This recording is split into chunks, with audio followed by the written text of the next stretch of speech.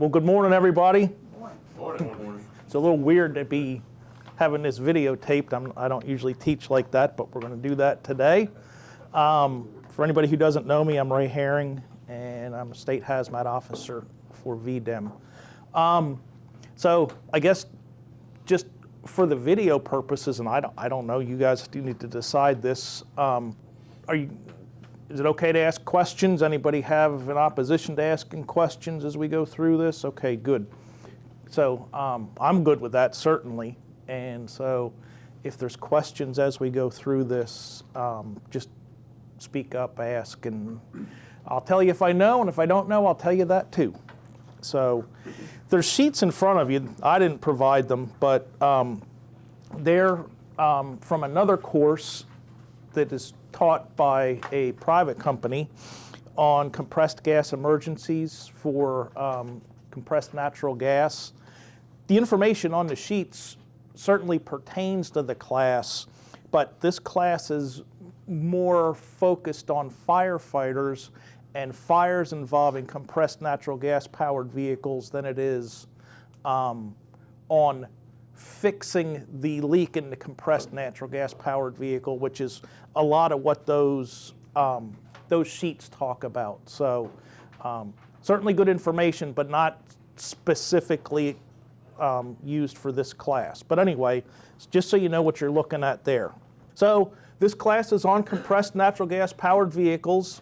And at the very end, we're going to compare and contrast a little bit with propane-powered vehicles because they are out there as well. And the techniques and procedures for handling a fire involving a propane-powered vehicle is different, significantly different, from that of a compressed natural gas-powered vehicle. But we're going to start here today with compressed natural gas-powered vehicles, also known as CNG.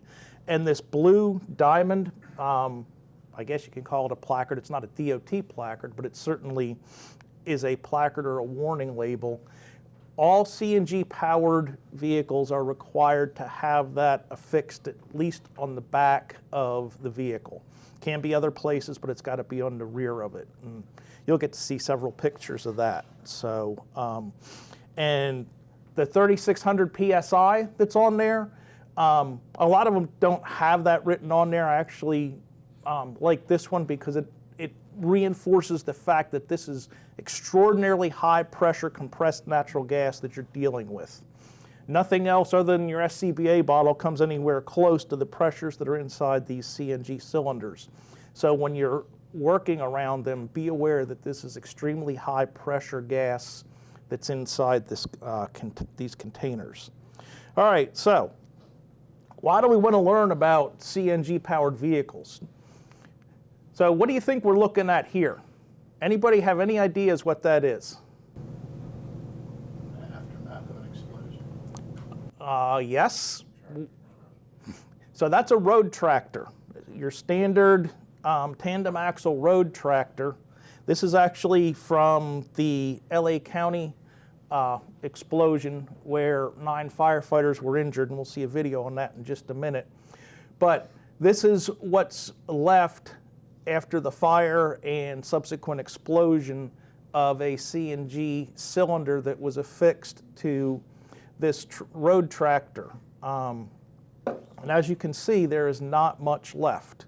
And that's because of the extraordinarily high pressure of the gas when it's in its container, and also the flammability of that gas once it's rapidly released from its container and forms that flammable mixture, which then many times ignites. So I got a video here that we're going to look at, and it's of the LA explosion. And we'll watch that. We'll talk a little bit about it. And then we're going to, at the end of this, we're going to go back and we're going to watch part of it again and discuss what you see now after you've had the presentation and what you note that you didn't at the beginning. So we'll watch this and just take a look at how devastating this is. As firefighters remove one of the pressurized cylinders of natural gas used to power this semi-truck, or what's left of it now, as the explosion still echoes through this neighborhood. Dramatic new security video just out shows the sheer force of the explosion. And this video shows the exact moment several firefighters are blown back like debris as one of those natural gas tanks blows. It was like they got blown back, and a lot of people was running out. They thought it was the terrorists attacking us, talking about it was the Russian people, and we like, it's an explosion. A closer look at the explosion in this video. To the left, watch it. You can see what appears to be one of the firefighters being blown right over that green fence.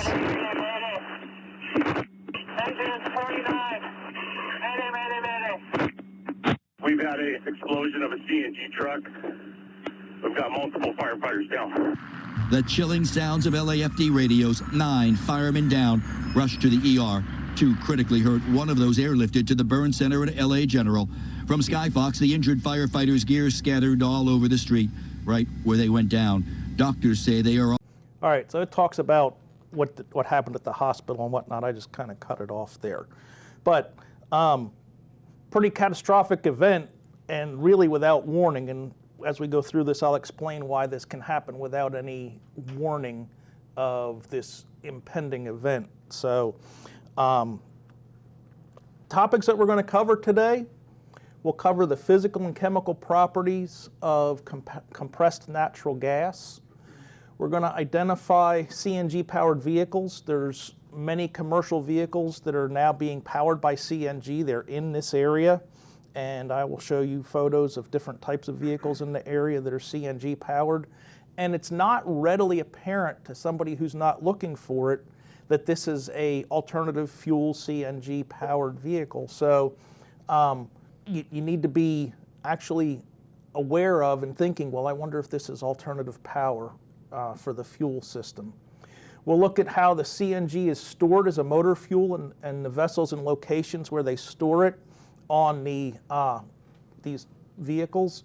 And then we're going to look at some incidents involving CNG-powered vehicles, fires, and non-fire incidents, because you can have both. You can have a CNG-powered truck that's involved in a fire, just like a regular road tractor fire. You can also have one that's just in a crash that hasn't had a fire, but just has a crash, and as a result of that, you may have damage to those compressed gas cylinders that are on there. So we're going to take a look at some of that. So just some basics on compressed natural gas. Compressed natural gas, this is this exact same natural gas that runs your range in there, the burners and the oven.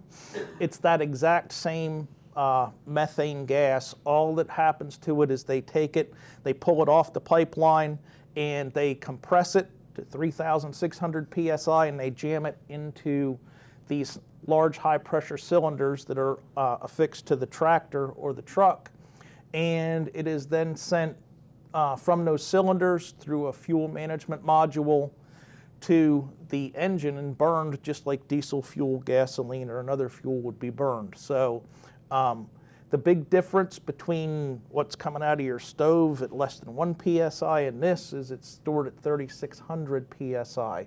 So that, again, that pressure is significant. Flammable range, it's exactly the same coming out of the pipe for your furnace, for your stove, as it is for these systems. The flammable range for methane is 5 to 15% in air. And do we have a device that can detect methane in air? Yeah, we absolutely do. That 4-gas monitor that you carry on your units, that will absolutely detect methane or natural gas in air. So we have a tool available to us to be able to detect it. This gas does not have an expansion ratio, and the reason I bring that up is when we compare it to propane, propane is stored as a liquefied compressed gas. When you squeeze propane just at moderate pressures, it'll turn into a liquid. Well, when you release that liquid back into the atmosphere, if it comes out as a liquid, it expands to a gas, and it occupies about 270 times more space as a gas than it did as a liquid. So 1 gallon of liquid propane will give you 270 gallons of gaseous propane. as it converts from that liquid to a gas. Methane is not like that. Methane is absolutely pure gas. It's similar to your O2 cylinder, which has all gas in it. There's no liquid in the bottom or liquid on the bottom side. And your SCBA bottle. Have you ever been able to pick up an SCBA bottle and go, yeah, I don't think that one's quite full? It's all gas. It's just air. In the case of the SCBA, it's all just pure gas. There's no liquid form of the material in there.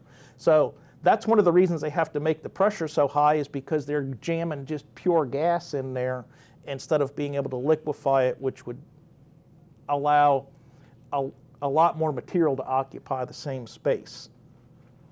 It's lighter than air, just like every other methane leak you've ever been on. It's lighter than air, so if it does release, it wants to get out and go up and disperse, which is a good thing. Conversely, propane wants to lay on the ground and stay around for a long time. It's got a rotten egg odor because it's odorized with methyl mercaptan. You don't need to know about what it's odorized with, but understanding that if you have a leak, it is detectable. You will be able to smell it, just like you would smell a leak from a furnace or a gas stove in a house or a business. We talked about the fact that it's not liquefied, and because of that, we have to put it in at really high pressures. And compressed natural gas, as with all natural gas, it's non-toxic. It's not poisonous to you. Now, that's not to say it can't cause death. If I took this room and I filled it up 100% with natural gas, even without a spark, you would die as a result of that, not because it's toxic, but because we shoved all the air and the oxygen out of here, and you would suffocate. But as a toxic material, it is a non-toxic material. So that's just kind of an overview of what this compressed natural gas is and some of the characteristics of it. The big takeaway is remembering that this stuff operates at 3,600 PSI. So if we have an emergency involving a CNG powered vehicle, some things to do every single time, and this should be no surprise to you: full turnout gear and SCBA with your mask on. That's what saved the LA County firefighters from being killed, is even though they were kind of late in the incident when this happened, they still had their gear on, they were buttoned up right, and it prevented anybody from being killed.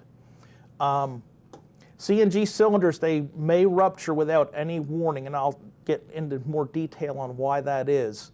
And as you saw in the video, when they rupture, if they find an ignition source, that gas finds some ignition source, it's going to create a very large fireball, and if you're not in your gear, it's going to be a bad day. Even in your gear, it's going to be a bad day, but if you don't have your gear on and buttoned up right, the potential for injury or worse is very high.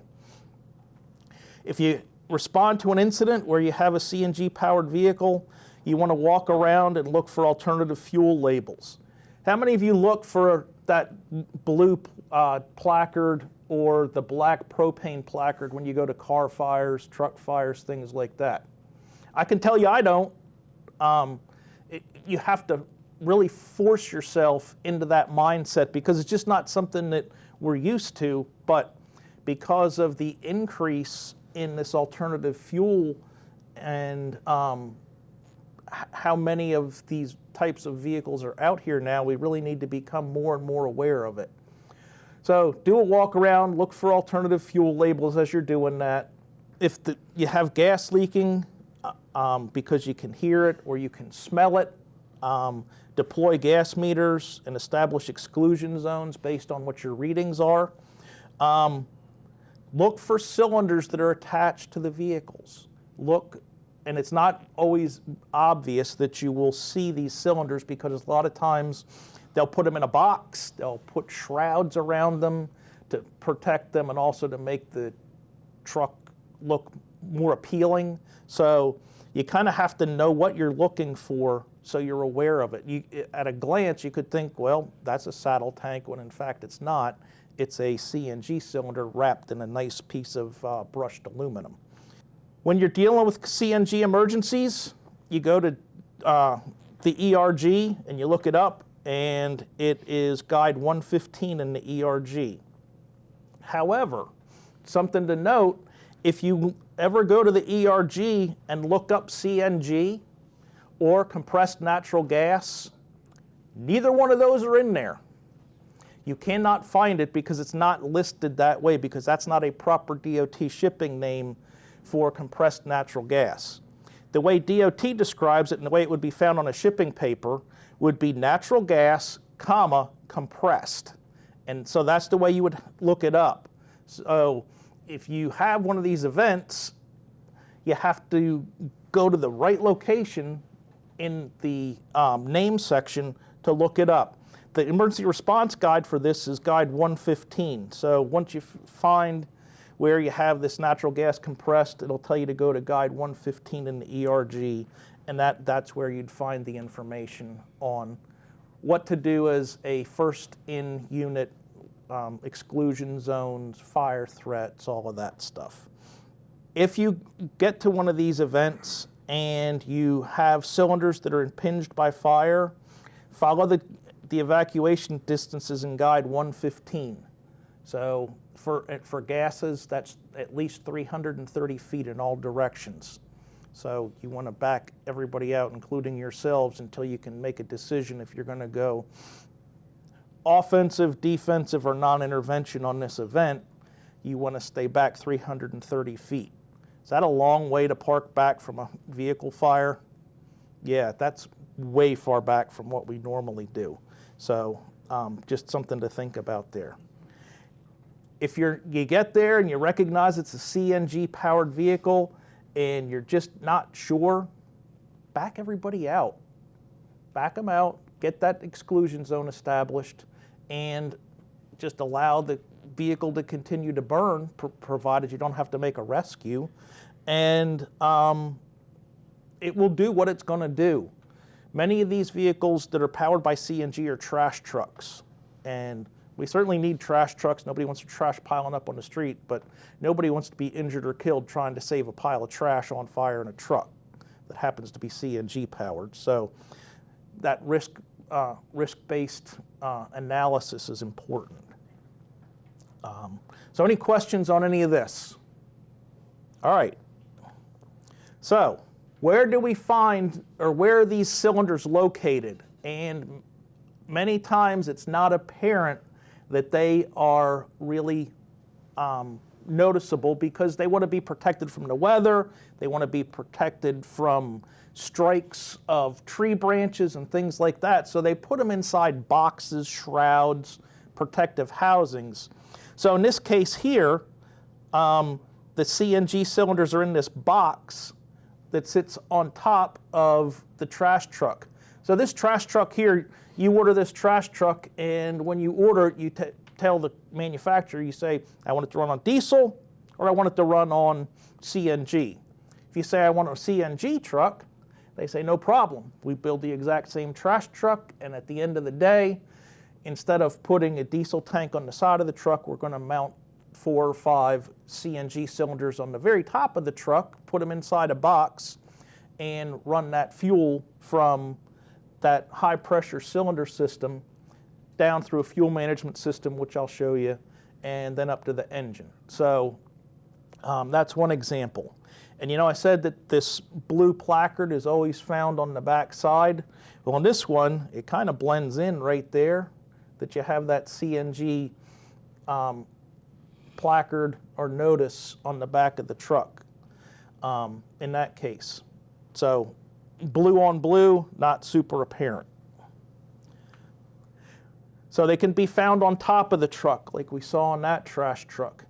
In the case of this trash truck, and there's as many of these as there is the other style, they figured out that they could build out the tailgate or the back end that opens up, and they could horizontally mount 4 or 5 cylinders on that back tailgate. And so, again, it's not readily apparent that there's cylinders back there. The way you can tell is if you look at this picture, see how there's these hatch openings? Like right, let me get this thing to work. There we go. So right there, right above that red dot, there's 2 bolts that hold a cover plate on, and inside there is one end of that cylinder. And on the other side, there's the other end of the cylinder. They run all the way across the back. And so that's how you would get access to those to do basic maintenance and things like that on them. So they can be 4 or 5 across the back. And so that's a better picture before they've put all the skin on it and put those access plates on. That's an example of what it looks like on the inside. And again, it'll have, once it's completely built, it'll have the blue CNG label on it, so that, or placard, so that's right down there. And in this case, it's pretty small. So, but that's it right there. So we're going to come back to talking about relief devices and the relief devices that are on these cylinders. And I just want to point out while I'm here, so we don't have to back up, see how there's this like tubing or piping that runs all across here? This is part of a relief device system that covers the entire length of the tank or cylinder. And that'll be important later on when we talk about how relief devices on these cylinders work, and that there's 2 types. There's some that are just on the ends, and then there's some that cover the entire length of the cylinder.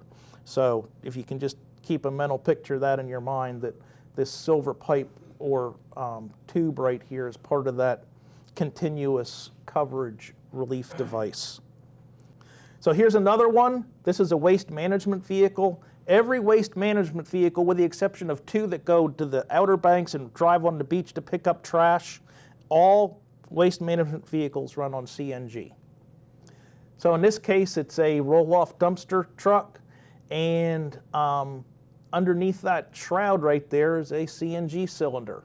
And if you get there, especially if that's on fire, you're not going to think CNG.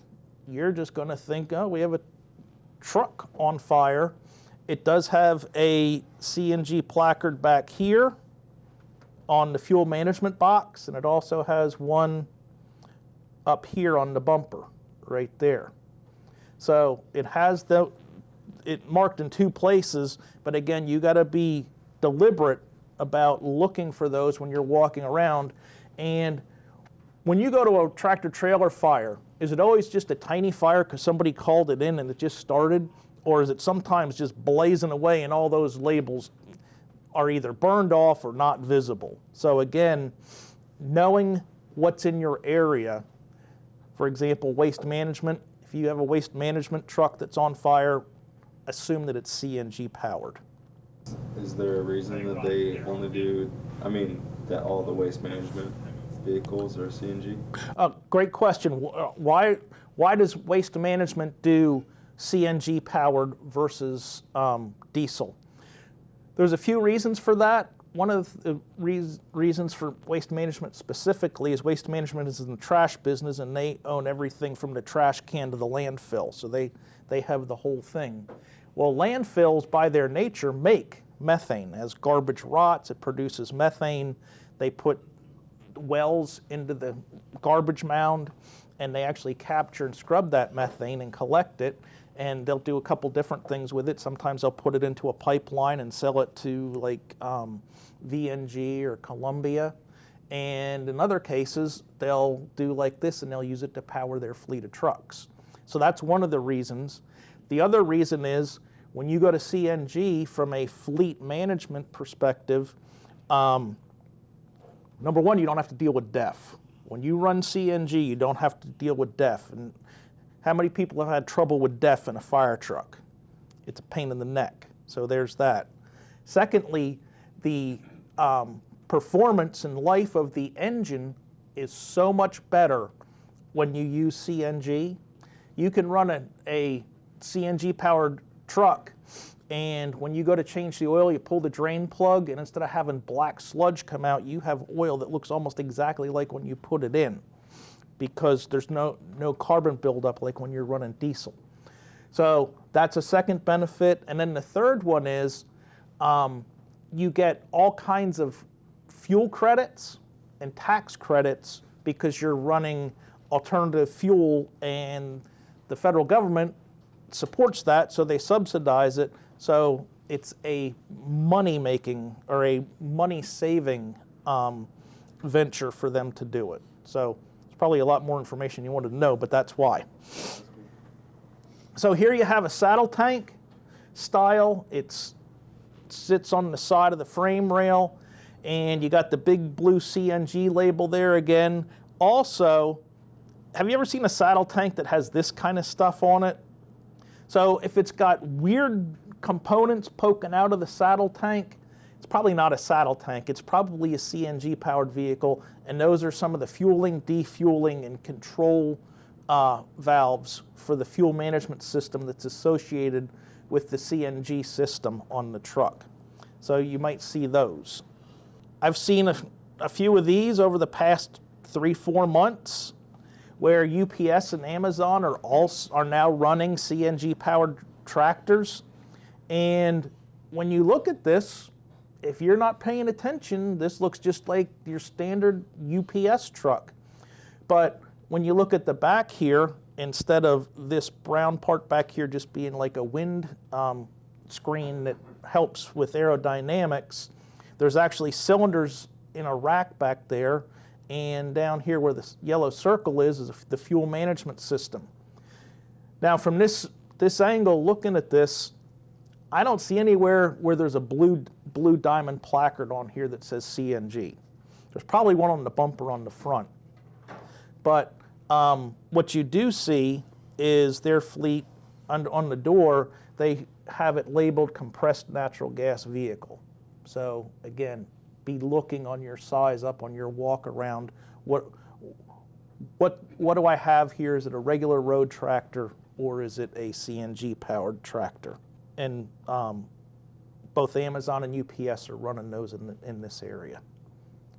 You can have dump trucks that have a similar configuration, and so the box behind there holds 4 CNG cylinders, and then right below there where the yellow circle is, that's the fuel management system, which can be useful for you, and we'll talk more about that, but that fuel management system is behind what you would work on is behind the door, which is just like latched.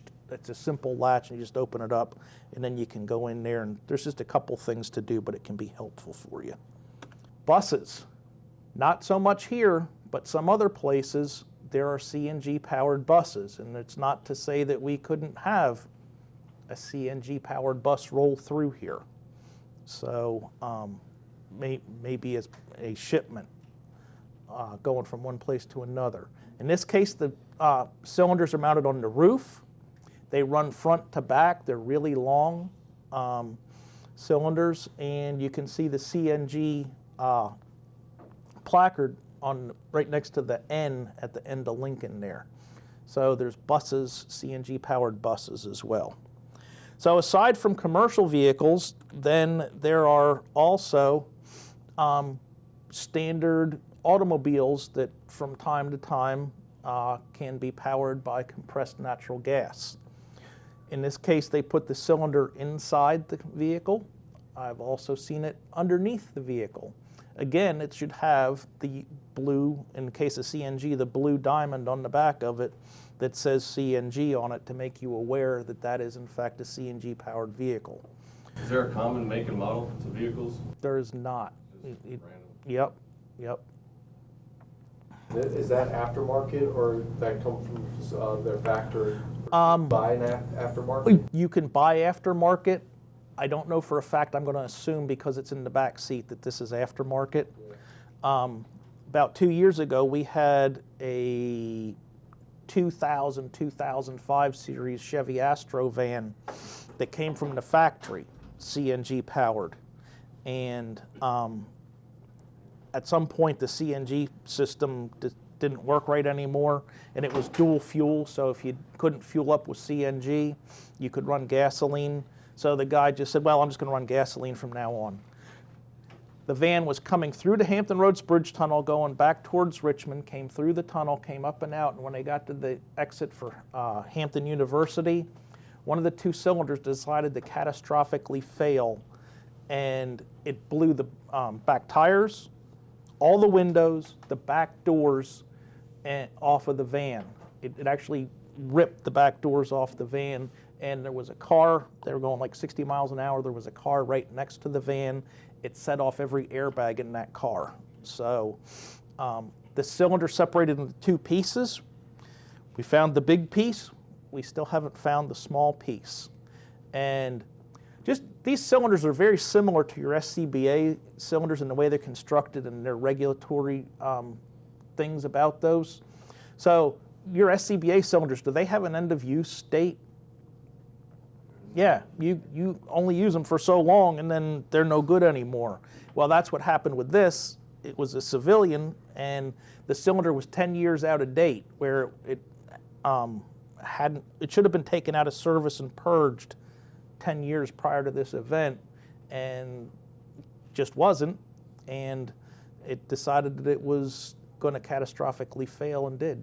So that's my only experience with a civilian style vehicle. Are they required to be hydros like our SCBA's are too? Or? They are, but nobody polices the civilian industry or the civilian population. If you have one of these and you go and get your state inspection, if you ever been into a state inspection station, they have that big sheet of paper that says all the things that have to be checked. These cylinders or that system is nowhere on that check sheet. So nobody's looking at it. What about when you have to refill it? Like when you take a propane bottle to get it refilled, if it's out of date, it won't fill it. Is that the same with that, or? Most of these places where you would be able, as a civilian, to fill it up, it's just like going to the gas station. You go to a special pump over here where Joe Civilian just hooks up, fills up, and when he's finished, he drives away. How far would this tank get you in the car? A couple 300 miles. Yep. They put enough, not so much these on the civilian vehicle side, but on the industrial or commercial side, they figure out how many miles you have to drive in a day, and then they put enough cylinders and enough capacity on there to let you run all day long. So if you have a run or a distance to travel that's really long, you might get when you build the truck, you might put a couple extra or a couple larger cylinders in there so you can make that route that you have to run. 15 years, I believe. It's on the cylinder what their lifespan is and what their end of life date is, but I believe it's 15 years. And I think they have to be hydroed every 5 years, kind of like your SCBA bottles have to be hydroed. Because they're built the construction is very similar to an SCBA bottle. So this is an example of some other places the cylinders could be mounted, and there's no regulation that I know of that says you have to put cylinders here or you can't put cylinders here. It's wherever it fits and wherever it works for the builder and for the buyer of the tractor. This photo here, this one right here, that's what the UPS and the Amazon truck look like. From the side you can't see them, but if you get behind the cab, you can see that they're there. Most of these cylinders are either black. I'll say that 95% of them are black. The other 5% are white, and I've never seen them red, green, or some other nice bright color to alert you that there's something of that type there. Usually they're just black or white.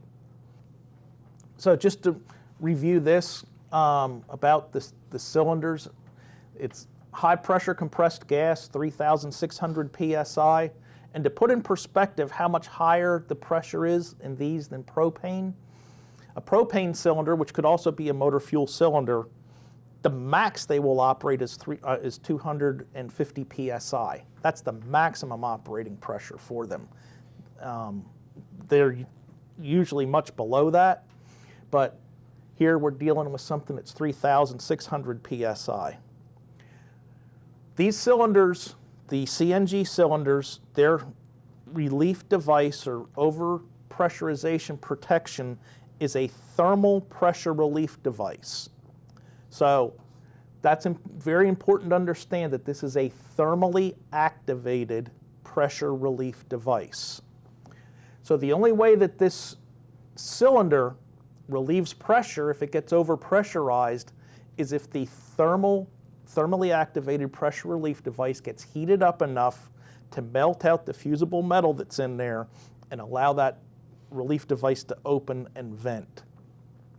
And the fusible metal that's in there, it melts out somewhere between 212 and 250 degrees Fahrenheit. So there's kind of a range.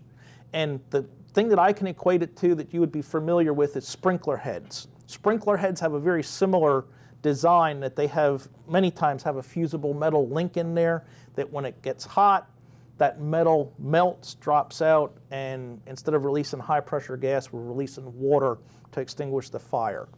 Very similar type setup. So why is that important? And I'm going to cover this a couple times, but the reason that is important is the first thing that a firefighter wants to do when they get on a fire is they want to put water on the fire.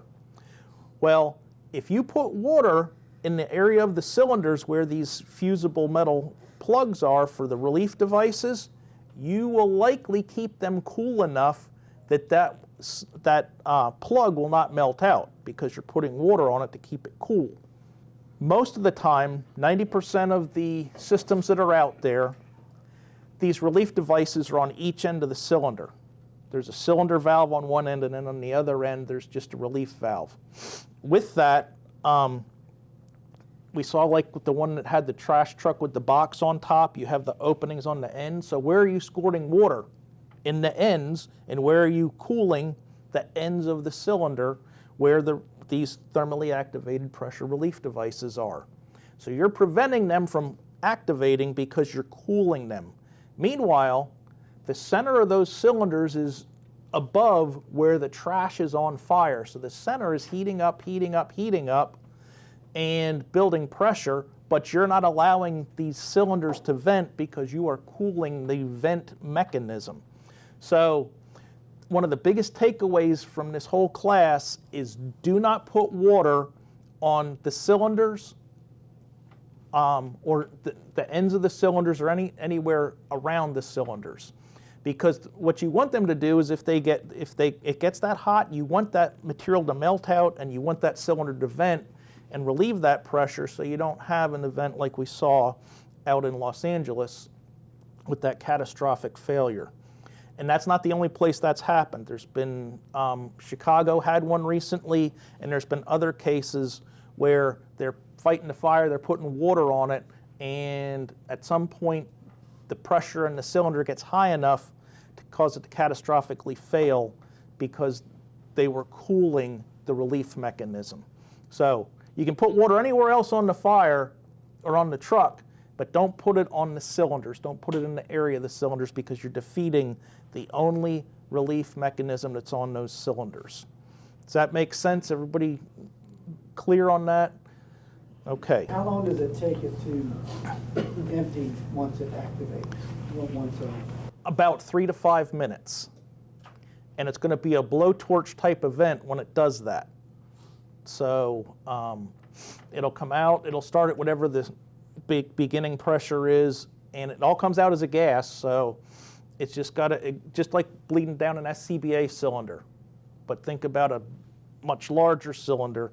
It's that same event, only there's probably a fire associated with it because that's why it vented in the first place, is because there was a fire involved.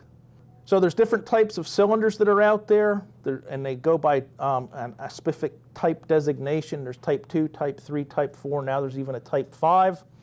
The most common that are out there right now are the type 3 and type 4. All these cylinders are carbon fiber wrapped. Are your SCBAs carbon fiber wrapped now? So again, it's very similar construction. So you have either aluminum inside with carbon fiber wrapping on it, or you have a high-density polyethylene liner with carbon fiber wrapping on it. So think about that. High-density polyethylene. Give me an example of a container that's made with high-density polyethylene. Not a hazmat container, just something that you would have at your house. Your bottle of detergent for when you wash, that's high-density polyethylene. That's one type. Your toothpaste tube is made out of high-density polyethylene. Little different in its structure and its ductility, but very similar. All right, so the question was, why do we use thermally activated relief devices instead of just a regular pressure relief device? So there's 3 different types of pressure relief devices that can go on compressed gas cylinders. We have spring-loaded self-reclosing, which are on things like propane cylinders. We have rupture discs, which are on cylinders similar to your SCBA. Your SCBA has a rupture disc on it that's just a burst disc, and your SCBA cylinder is probably filled to 4,500 psi, and if you fill it to 5,500 or 6,000, that exceeds the pressure rating of that burst disc, and it pops and lets everything evacuate. The third type is what's on these cylinders with that thermally activated, and it was an industry decision to have the least amount of accidental releases was to put the thermally activated pressure relief device on there. Now that this is becoming more common, there's discussions about changing that up, especially with some of the events like LA and Chicago and some of the other places. But as of right now, all of the cylinders that are on vehicles have that thermally activated pressure relief device on them. So this shows you the different types of cylinders that are possible to be a motor fuel cylinder for CNG. Type 1, you will likely not see. Type 2 was the type that failed with the van that came out of the tunnel. Type 3 and 4 are the most common that are out there right now. And then Type 5 is the newest, and it's not really in service yet, but it's a simple carbon fiber structure with no lining to it. And so that's the next in the phase of cylinders that will be out there. It's really not important for you to figure out which type of cylinder it is per se. I just wanted you to recognize how these cylinders are built. They're built very different and behave very differently from a steel propane cylinder under fire conditions. So that's what I'm trying to convey to you here is these are not propane cylinders. These are cylinders for compressed natural gas, and they behave very differently under fire conditions. Much less forgiving. So if you have a fire involving a CNG-powered vehicle, some of the things that you need to do. Always assume the cylinders are full. Always assume that they are full until you can have somebody with expertise to look at the system and tell you yes they are or no they're not. If the cylinders are impinged by fire, one of your options is to evacuate 330 feet or more and allow the truck to continue to burn. And if the pressure relief device goes off, it goes off. You're going to have a jet fire, but you should not have a catastrophic failure of the container because the pressure is going to be relieved from that vent rather than catastrophically opening up the cylinder. Ray, I got a question. Go ahead. So back on the UPS truck, Yep. the Amazon one, they were stacked 4 high. Mm-hmm. Is there a way, I mean, does it feed from, how does it feed the truck? Top tank first? They're all manifolded together. So it's They're all one big, just yep. all of them together. So there's no empty ones really if No, they'll all come. size or? No, because the system runs at 120 psi. Once it comes down to the fuel management module, which I'll show you in a couple minutes, the pressure is reduced to 120 psi, and then it goes through a quote low pressure line up to the injection system on the engine. But they come down all at the same pressure. When you turn the key on, the valve for all of them opens up, starts to feed the system. When you turn the key off, the valve on the cylinders closes and stops feeding the system.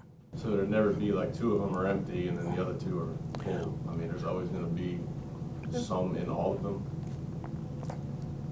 There should be. Now, there's cases where that could happen, where you could have 2 that are empty and 2 that still have something in them, and that would be one post-fire where you had 2 of them that vented because they vent independently, because each one has to vent from its own relief device.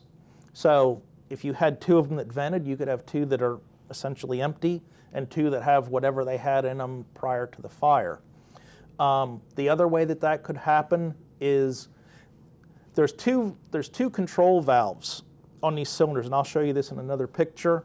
But most of them have a hand wheel cylinder, just like your SCBA has on it. But they also have a secondary outside or downstream of the hand wheel, an electrically operated solenoid cylinder. So you turn the hand wheel on and you get gas up to that solenoid, which is also on that cylinder. Then when you turn the key on, it energizes the solenoid, opens that up, and lets fuel come down through the high pressure system and up to the engine. So if somebody decided for whatever reason that, well, I'm not going to run bottle number 2 today, and they turn that off, and I don't know why they would do that, that would be a case where you would have different pressures in the various cylinders. But those are kind of oddball or external factor cases where that would happen. Normally they all go down together and they all go back up together when they're filled.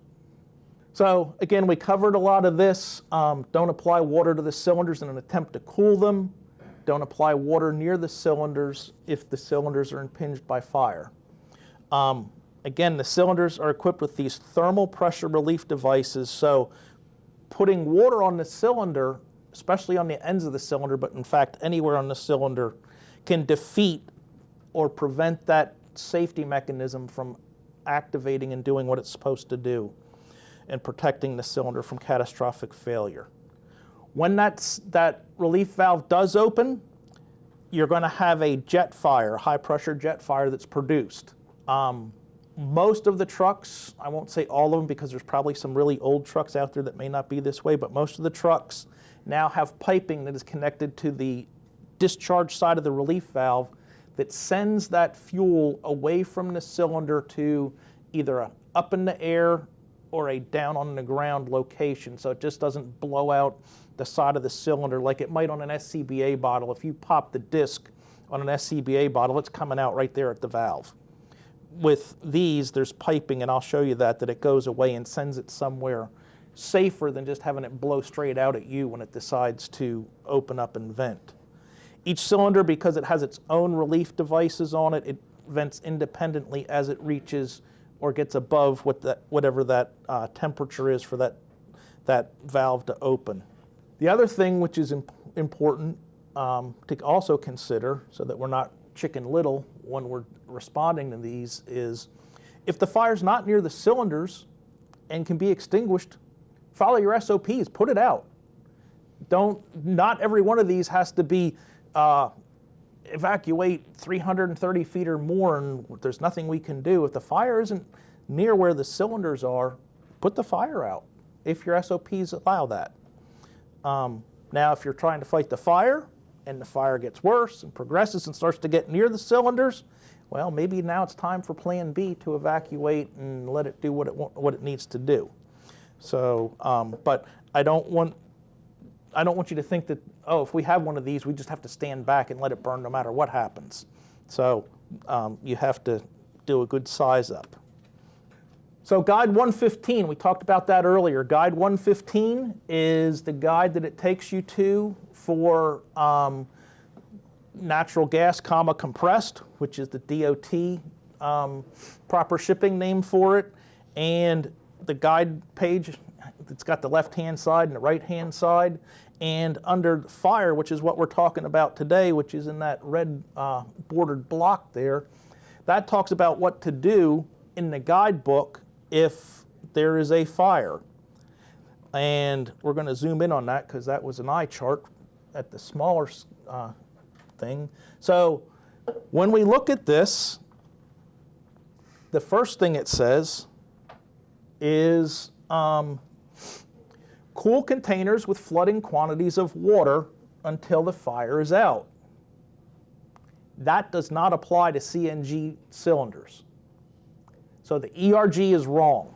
DOT knows the ERG is wrong, and then the 2028 publishing of the ERG, they're going to fix that. But for right now, the ERG is wrong. Now, this guide deals with propane cylinders, it deals with acetylene cylinders, and it deals with CNG cylinders, as well as a bunch of other flammable gases. And as you know, the ERG is not the end-all be-all. It's the first responders. Let's keep the first responders safe, and let's keep the public safe. So while this is incorrect, we as first responders now know that this isn't what we do for CNG. We do not put water on CNG cylinders. And then down below, the next bullet point down, it says don't direct water sources at leaks or safety relief devices. So now they're kind of on track. But the first thing is they say to cool the cylinders. Well, how do you cool the cylinder without getting water on the safety relief device? I don't know how you make that happen. So again, this is going to be corrected in the 2028 edition, but for right now, there's some bad information when we talk about CNG cylinders. Make sense? Okay. So this is what the cylinder looks like on the, the valve looks like on a CNG cylinder. And each cylinder will have a cylinder valve of some type that looks somewhat like this. Different manufacturers make different configurations of this, but it's all essentially the same. If we look here on the left-hand side, this is that hand wheel that works just like your SCBA. And if you open that up, it allows gas to come up into the valve and go somewhere if the downstream valves are open.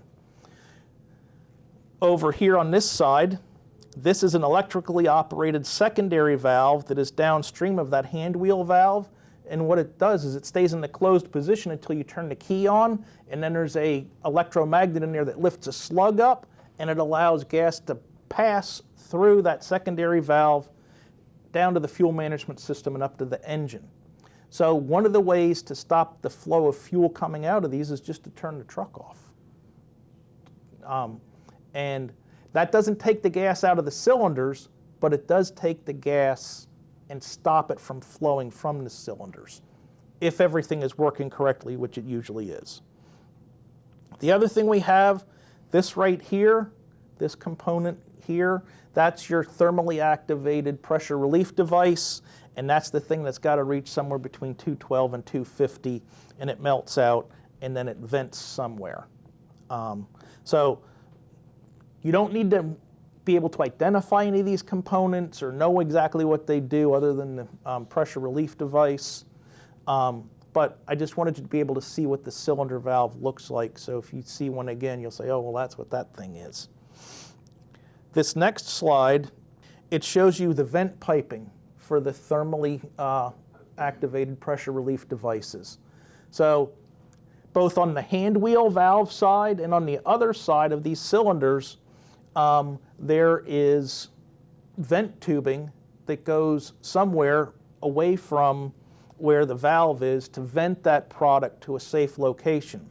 So in the case of this tractor here, you can see that they put the vents here, and since they're on both sides of the cylinders, they put them over here as well. A telltale that it has vented is these rain caps are missing.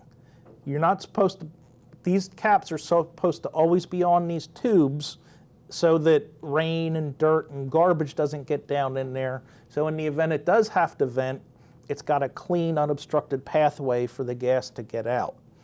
So in this case, you can see how the caps are on there.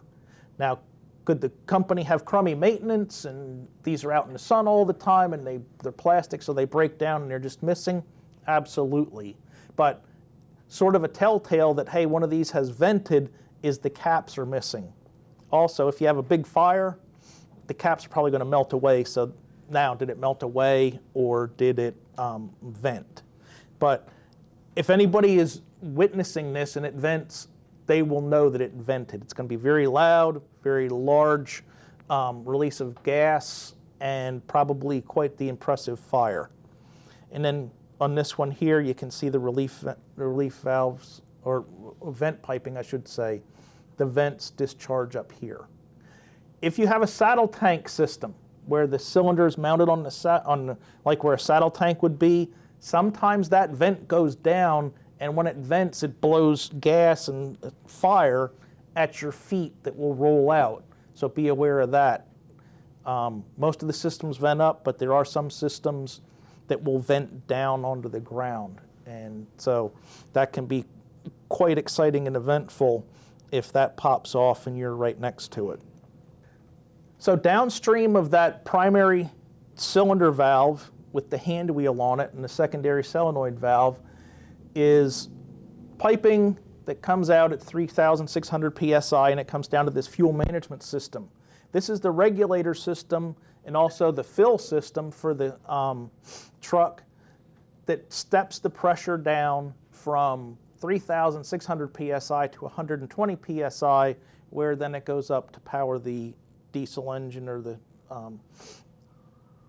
CNG powered engine that's up front. Of all the things that are on there, the most important thing for you to see is that orange, sometimes black, but usually orange handle. That's a quarter turn valve. And all it does, when you close that, it closes the downstream flow. So if you have an engine fire or a cab fire and it seems like it's being fuel fed, by closing that, you will close the downstream flow of natural gas coming from that fuel management module. In this case, the door is open. Usually the door is closed, and it's just a black, nondescript door that will most of the time have the CNG placard on it. So that's the most important thing to recognize there. It will also show you what the high pressure and low pressure is on the system. However, if you've had fire impingement on the high pressure and low pressure lines, they may have failed or have leaked, and that may not be accurate. So the biggest thing for you to know about is that handle to stop the flow of downstream fuel from that fuel management module. Ray, the operators of these vehicles, like say through Waste Management or whatever, are they required to go through some kind of class, like safety precautions, if they can? Like, for one, like you said, just shut the motor off.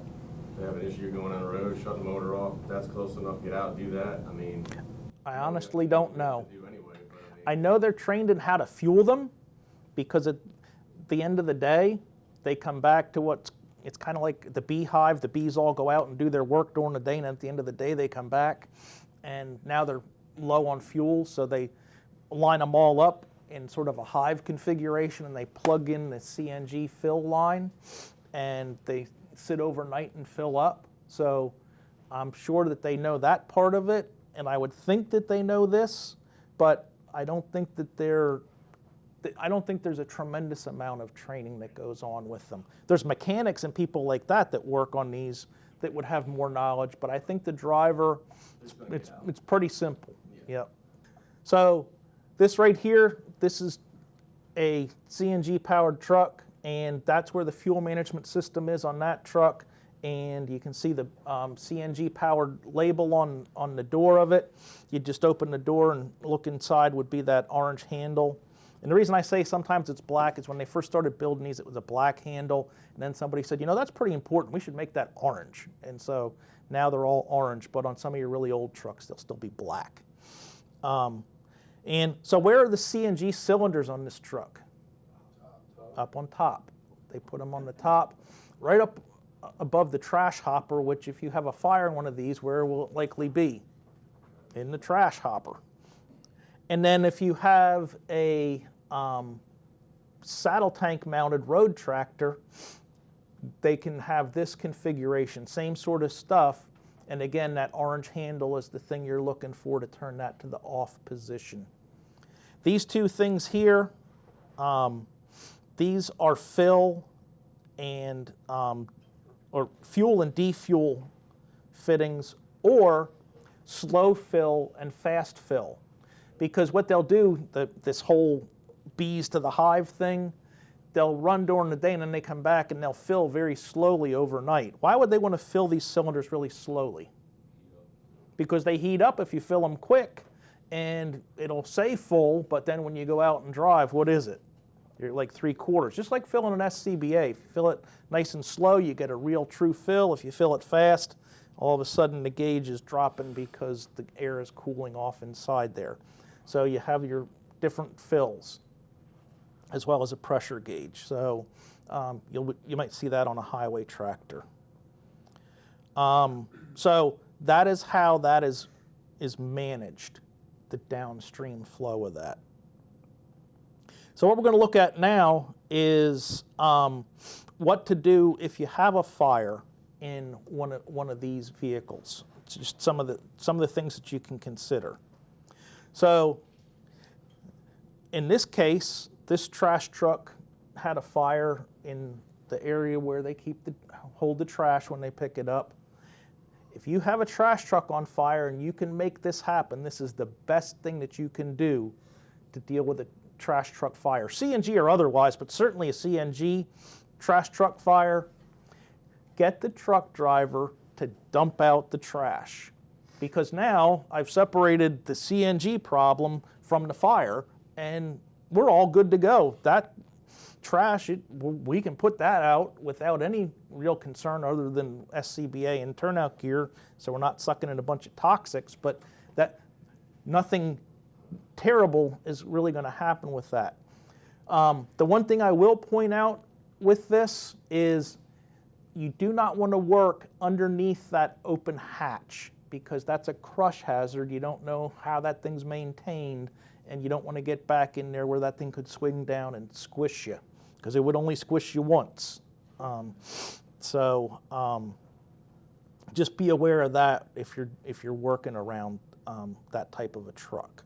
So what we're going to look at now is I have some photos of trucks that may or may not be CNG powered, and we want to look at where the fire is, where the cylinders are, and if we should fight the fire or not. So this is the first one right here. And the first thing is it a CNG powered truck? Yes. How do you know that? The little latches. Yeah, those little openings on the back side there, where all the cylinders are in the tailgate of the truck. So we would at that point assume that it is a CNG powered truck. Where's the blue placard that's supposed to be on the back? Burned off. Burned off. So good example of where that can be burned off or just dirt up there or whatever. So seeing where the fire is, where is the fire right now? It's kind of in with the trash. It's in that box in the front where they pick up the dumpster or the can and they dump it in, and then the compactor goes back and pushes it in there. So the fire's up near the cab, and the cylinders are pretty far away from that. So you could probably, and again, I'm not telling you what to do. This is your SOPs telling you how you manage these and fight these. But you could likely put water into that place up front where they dump the trash initially and extinguish that without a whole lot of concern for fire impinging directly on the cylinders. How'd the bag get burnt up? Good question. These are all internet pictures, so I don't know. And if you have a concern because it's burnt back there, then I would stay away from it. So again, this is a judgment call based on whoever is in command at the time. All right, so there's those hatches or access points that we talked about, so you can see where they're located. And when you're looking for where's the fire in relation to where's the cylinders, look for the burnt paint. Look for the V-pattern burnt paint to decide if you're in a good spot or a bad spot. So here's another one. And is this CNG powered? Yep. Where are they? Up on the top, rack, in that box on the top now. And where is our fire in relation to our cylinders this time? Closer, certainly closer. And so You may choose to extinguish the fire, or you may not. And again, I'm not telling you how to put these fires out. I'm just making you aware and giving you the tools to recognize and make good decisions. So there's the cylinders with the open ports on the top. All right, how about this one? Is this CNG powered? No. Doesn't appear to be. I don't see any blue marking on the back that would indicate it's CNG powered. So with that fire the way it is, what's one of the best things that could happen right now with that event? Dump it. Take it, compact it, shove it out the back. It's still going to be on fire, but the truck is not going to be involved or as involved anymore. And it would be much easier to manage if we were to dump that out. So you'd still have to do a walk around of the truck, make sure that it isn't CNG powered, but from what we can see here, it does not appear to be a CNG powered truck. How about this one? Yeah, got the cylinders on the top. And how close is the fire to the cylinders, and what is the size of the fire in relation to the cylinders? Pretty close. So again, and could you knock that fire down with like a master stream or a elevated stream and knock it down? I would think you could, but again, this is all up to you and what your policies and procedures dictate. And then this rolled in on our drill on Wednesday when we were over at Kinder Morgan doing something completely different. And it was a CNG powered trash truck or recycling truck. But look at the CNG placard that's on it. Somebody don't have much love for that thing. And that's the whole reason I took it, was because I think the only thing you can read on there is N, and the C and the G are white, have turned white from being hit, bumped, scraped, whatever. So while it's important to us, it may not be important to the people who operate these trucks to keep that labeling in good condition. All right, so some post-fire considerations. And you're going to hear some of this rehashed from before because I want it imprinted in your mind. Post-fire considerations, you do not want to apply water to CNG cylinders. And this is something that until I learned about it, I was like, why would you not do that? So post-fire, you've got the fire out, but you got these still pressurized cylinders, and you might think, well, I'm going to cool those off. They're one of the big hazards here. Let's put a hose line on them and cool them off. Well, that is the wrong thing to do. Remember, these are carbon fiber wrapped, epoxy coated cylinders. The epoxy coating begins to break down at about 150 degrees. And the hotter it gets, the more it breaks down. So if there was heat on that cylinder and that epoxy has been compromised, when you go with your either fog stream or straight stream and start to cool that cylinder to try and bring the pressure down, what are you doing to that carbon fiber that's on there? It's like pressure washing the wood deck when you're too close with the nozzle. You're just ripping that stuff right off of there. And the cylinder was designed to have a certain amount of carbon fiber wraps on it. And if you peel enough of them off, what's going to happen to the cylinder? It's going to catastrophically fail. Go ahead. How was that, I guess it was class 5, they're coming up as all carbon fiber? Yep. I mean, it doesn't seem like it has that much stability when it comes to that, for sure. Absolutely. I guess it's a thicker carbon fiber wall, and carbon fiber is very strong until you put fire to it. But once you put fire to it, then it completely changes. So yes. Also, post-fire, was there heat stress on the cylinders? Were they stressed but they didn't vent because the thermally activated pressure relief device didn't go off? If that's the case, those cylinders need to be evacuated of the gas that's inside them. And that's not something that you folks would do. It's not even something the average hazmat team would do. but in conjunction with the company that operates the trucks, those would probably need to be evacuated, get the pressure down. The sooner the better. Did any of the pressure relief devices operate on the cylinders? Because if 1 or 2 of them went off, that means that 3, 4, and 5 were probably pretty close.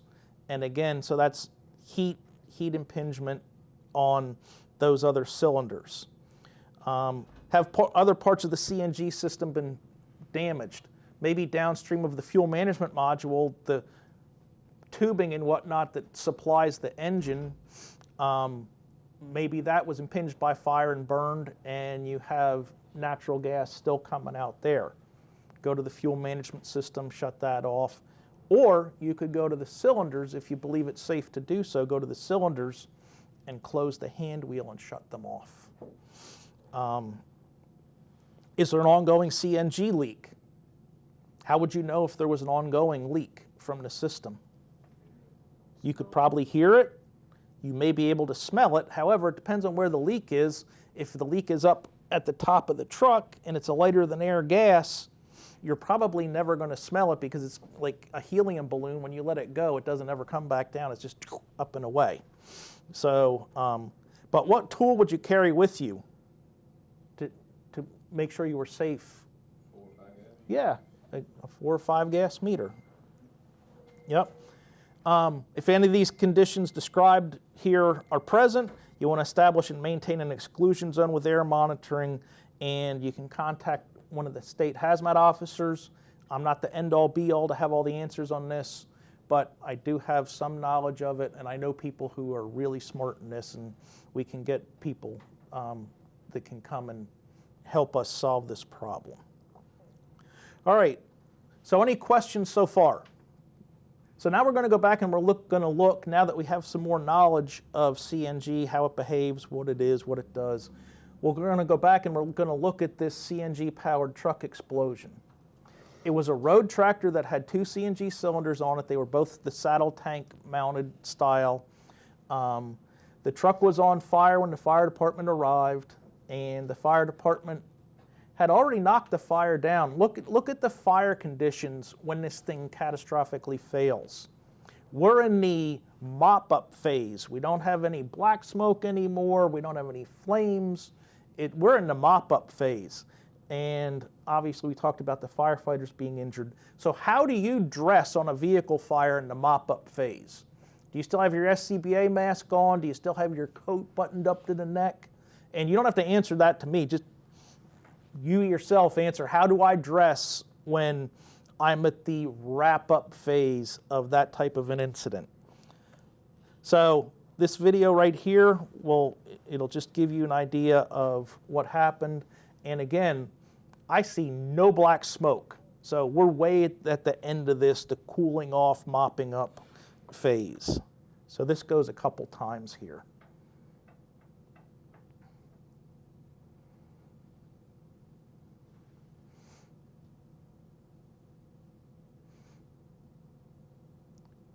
Would you have been close enough to be in the fireball in the mopping up phase? What if you were the pump operator? Probably so, because unless we know it's CNG, we're not parking hundreds and hundreds of feet back. So I just wanted to show that to you again now that you've had the training, so you can think in your mind, well, what would I do different? And they didn't know that this was CNG powered. They got there, they had a fully involved road tractor with no clue that it was CNG powered, and they only discovered that after the fact. And that could certainly be any of us on a fully involved tractor. So some points to review. Always consider that a commercial vehicle could be CNG powered during your size up. Do not attempt to cool cylinders that you think have been heated by the fire. The cylinders have thermally activated pressure relief devices. Putting water on the cylinders defeats those relief devices and can cause catastrophic failure of the cylinders because the relief device couldn't operate as it's designed to do so. The The pressure relief devices, they'll reach the melt temperature for that plug and they will open without warning. They don't chatter, they don't make a squeak, they go from closed to open in an instant. So be aware of that. If it's a trash truck that's on fire and you can have the conditions to do so, have the driver dump the load and get the truck away from it. That is a very good approach to separate this CNG hazard from the fire that's involved in the truck. CNG cylinders vent individually, so with that you could have multiple events as different cylinders reach that vent temperature where the thermally activated pressure relief device goes off. So just because one vents, it doesn't dump all the cylinders. They do that individually. Fires not near the CNG cylinders can be extinguished per your SOPs. So if the cylinders are on the tailgate and it's an engine fire up front, again, follow your SOPs, but you don't have to have the Chicken Little syndrome where we can't do anything about this because it's got a CNG cylinder on the back end of it and we have a fire in the engine compartment. Closing the fuel management module, that orange handle, that will stop the flow of CNG going to the engine. So if you're fighting an engine fire and it's like, this just will not go out, what is going on? It may be that it's a fuel-fed CNG fire and you just need to shut that handle off. Again, if you have these and you need help, you can call your hazmat officer. That's the number to the Virginia EOC. And if you call up there and say you got a problem, somebody will call you back and provide you assistance. Yes, sir. Is there only one fuel module on that, like a shut-off switch? Yes, there's only one fuel module per truck. Yep, good question. You have one on either side. Just in case. And, well, I think they only have one, but with the saddle tanks, I'm going to have to investigate if they have one for each saddle tank. I don't know that to be 100%. I know on the trash trucks in that style, there's only one, but when you have each individual saddle tank and on each side, I'll have to ask that question. Thank you. So any questions from you folks about this CNG? Craig? The trash truck in Chesapeake, Yes. it was obvious that it was venting, it was on fire, and it still blew. It did not blow up. That did not blow up. The one that burned the house down? Yeah. Yeah. The reason the house burned down is because that was prior to putting those little tubes that would send the jet fire up into the sky. And so the way the relief valve was oriented on that cylinder, it just pointed towards the house and just threw fire 40 feet onto the A side of the house, lit the house on fire and burned it down. There was no explosion. Yep. And if you've never seen that video, there's a video out there on that where the trash truck in Chesapeake that caught fire and blew fire from the curb to the A side of the house and lit the house off. It was pretty impressive. Go ahead. So the relief devices, does it have to take a direct flame to melt whatever that is, or say half the cylinder is rolling on where that is not? Will it still melt from the heat of the cylinder itself? It has Activate, or? it doesn't have to have direct flame impingement. The air temperature, the convective heat has to, yes, yep, it just has to reach that temperature. You could put it in a 250 degree oven and it would melt out. Any other questions? Okay, so let's look at propane just briefly, just to compare propane, because in addition to CNG-powered vehicles, we do have propane-powered vehicles around here. Newport News, their school buses, police cars, a whole bunch of their fleet runs on propane, as well as some other municipalities around here run different vehicles on propane. So you could run into that as well. So propane is a liquefied compressed gas. So we take propane and we squeeze it into the cylinder, and when we squeeze it under just a little bit of pressure, it turns into a liquid so we can carry more in the container. And so it is a liquefied compressed gas, and it is stored in steel containers, steel cylinders, not carbon fiber wrapped plastic cylinders. So very different type of package. Flammable range is 2 to 10% in air. If you let liquid propane out in its liquid phase and it comes out, for every gallon of liquid that comes out, you get 270 gallons of gas. So that's what makes it a pretty nice and convenient fuel, is you can have a lot of fuel in a little space. Newport News Fire, they have a utility truck that they have a propane tank for that truck that fits the same shape and size as the spare tire. And so what they did is they dropped the spare tire, put that somewhere else, put this spare tire looking propane tank up in there, and they're dual fuel trucks, so they can run on diesel or propane, but they try to run them on propane. And so the tank is where the spare tire would be on that truck. Propane, different from methane or compressed natural gas, then it's heavier than air. So if you have a leak with this, it's going to sink and it's going to stay on the ground. It's not going to go away. It's odorized with ethyl mercaptan, so you can smell it just like you could smell natural gas leaking. And unlike CNG, which is just high pressure gas, this is again that liquefied compressed gas. The placard for a propane powered vehicle is what you see up there in the upper right hand corner. It is a black diamond with white or silver lettering on it. And so you would do the same things for this that you would do as far as your size up and whatnot. Do a walk around, look for alternative fuel labels. If you smell gas, get your gas meters out. Make sure you have your turnout gear and SCBA on. Guide 115 is again the guide. Now with these, if these cylinders are impinged by fire, since they're steel and they have spring-loaded safety relief devices on them, the relief devices on these open if there's too much pressure. So if you get above 250 PSI, the relief valve will open and burp, and then when it goes below 250, it closes back up and it opens and closes as that pressure rises and falls. It is absolutely appropriate to put water, lots of water, on propane cylinders that have flame impingement on them. The one thing I'll say about that is if you go there and the relief valve is screaming and there's been flame impingement for a while, or if you get there and you're trying to cool the cylinder and the relief valve opens faster and faster and faster and finally continues to stay open,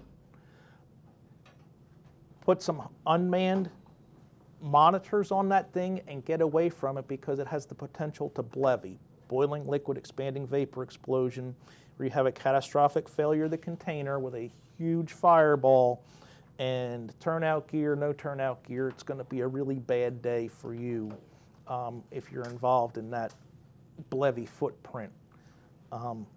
So be aware of that. Anybody seen, I think it's in Iowa, where they just had a 250-gallon tank that BLEVE'd, first due engine rolled up out in a rural area. Somebody called and said, hey, there's 3 propane tanks, one's right by the house where the house is on fire. And so as they roll in, they stopped short of the house, and when they stopped there, the tank at that point BLEVE'd, and you see the big fireball and whatnot from that tank that BLEVE'd, because they had knowledge that that was there. So not related to motor fuel, but BLEVEs are a concern when you have propane vessels. If you have problems with these, again, you can contact me or one of the other hazmat officers. This is some of the locations where they'll mount the propane cylinders to power the vehicle. They can put them pretty much anywhere they feel like. And it's not regulated by DOT because it's not being shipped from point A to point B as a commodity.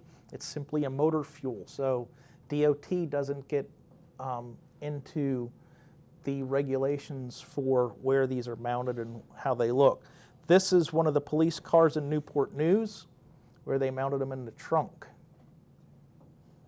So again, propane's a liquefied flammable gas.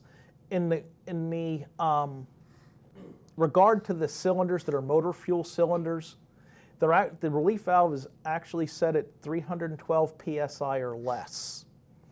And so you might say, well, why is it 312 psi or less? And I always tell you 250 because that's the lowest they would be set at. But for DOT cylinders, regular DOT cylinders like your grill cylinder, the relief valve setting on those is 375 psi. If you have a 1,000-gallon tank at your house, which is an ASME tank, the relief valve on that is 250 psi. So they said, well, we want to make motor fuel tanks and put them on cars. What should we set the relief valve pressure at? And a bunch of PhD people got together and said, let's split the difference. And so it's halfway between 250 and 375 is 312 psi. So that's commonly what the highest relief valve pressure would be on those. And again, it's a spring-loaded self-reclosing device to relieve excess pressure. These cylinders are made of steel. They might be fiberglass wrapped steel, but most of them are just steel cylinders. If you have fires involving propane-powered vehicles, assume that the cylinder's full. And when we say full for propane cylinders, how much product is in there when it's full? 80%. 80% is the max. If you believe there's a BLEVE potential, back up, let it do its thing. There's nothing you can do to fix that. And after the event, go back in there and go back to work. Staying in there and trying to fix that isn't going to do nothing but get somebody injured or killed. So just let it do its thing and then go back and go back to work after that event. Obviously, if the cylinders are impinged by fire, consider evacuating. If you do choose to cool the cylinders, you want high flow GPM, which is not a problem for us to have that type of flows. And you want to listen to the relief valve. If the relief valve starts going off and it goes off more frequently, and then it maybe even gets to where it's going off constantly, that's the time to say, you know what, we are not winning against this. We need to get back and wait for this to resolve itself and then go back and go back to work. Fires that are not near the cylinders can be extinguished just as normal vehicle fires, and flowing water on propane cylinders keep them cool, and it's always advisable to do that. Even after the fire's out, you want to continue to put water on that cylinder to continue to cool it down, because again, it's a steel cylinder. It's not built like a CNG cylinder. So any questions on propane-powered vehicles? Treat forklifts the same? Yeah, yep. Forklifts can be either aluminum or steel. Now, certainly aluminum doesn't tolerate heat anywhere like a steel cylinder does, so be aware of that. If you have an aluminum forklift cylinder, it's going to give you less time to cool it before the relief valve goes off and or it catastrophically fails. So be aware of that. That's a good point that with aluminum type cylinders. Hey Ray, just so everybody's aware, as of March 2025, the city of Suffolk does not own any alternative fuel vehicles. So none of the fleet of Suffolk has any alternative fuel, just so everybody knows. Good to know. And then this is some things that are on the horizon. Liquefied natural gas, which is a cryogenically chilled form of natural gas that behaves a lot like propane because we made it really cold so we can make it liquid and we can put a whole lot more in the same size container. That is out there. I haven't seen any myself as motor fuel, but we've had incidents where they're moving liquefied natural gas as a commodity and tankers, highway tankers, are leaking. There's no rail LNG right now. They're trying to bring those on board, but right now DOT has prohibited the movement of LNG by rail, but it's certainly moving by highway. And then hydrogen, using compressed hydrogen to go to a fuel cell to make electricity, to then turn a motor. That's in California. California has a hydrogen infrastructure, but it's the only state that right now has any hydrogen-powered automobiles, trucks, things like that, because they've built some infrastructure out there to do that. So that is pretty much the presentation. I'll answer any questions you have. All right, well, thank you very much. I appreciate it.